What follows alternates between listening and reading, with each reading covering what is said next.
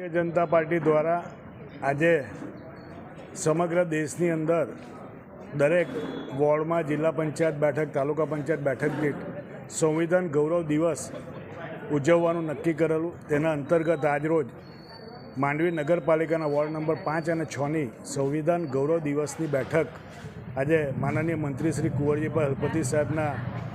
ઓફિસના પટાંગણમાં આજે અમે ભેગા થયા છીએ. મુખ્ય મુદ્દો એ છે કે ડૉક્ટર બાબા સાહેબ આંબેડકરે રચયતા એવું બંધારણના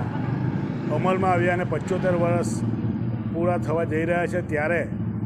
આજે દેશના નાનામાં નાના નાગરિકને બંધારણ વિશે માહિતી મળે, બંધારણની સત્યતા વિશે ખબર પડે અને ભૂતકાળની કોંગ્રેસની સરકારોએ ડૉક્ટર બાબા સાહેબ આંબેડકરજીને જે અન્યાયો કર્યા છે તે ખબર પડે અને તેના માટે વધુમાં વધુ ભારતીય જનતા પાર્ટીએ ડૉક્ટર બાબા સાહેબ આંબેડકરને સન્માન મળે, દલિત સમાજ, આદિવાસી સમાજને બંધારણમાં દર્શાવેલા હક્કો મળે,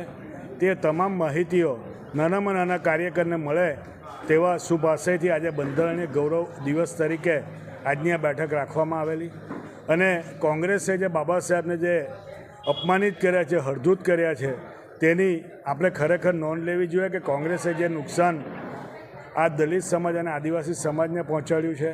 ચાહે બાબા સાહેબને 1952માં હરાવવાની વાત હોય, ડૉક્ટર બાબા સાહેબ આંબેડકરને ભારત રત્ન ન આપવાની વાત હોય કે દિલ્હીમાં ડૉક્ટર બાબા સાહેબ આંબેડકરનું સ્મારક પણ ન બને તેવી પ્રવૃત્તિ હોય કે જે ભારતીય જનતા પાર્ટીની સરકારમાં ચાહે આદરણીય શ્રદ્ધેય અટલ બિહારી વાજપેયીજીની આગેવાનીમાં થઈ હોય કે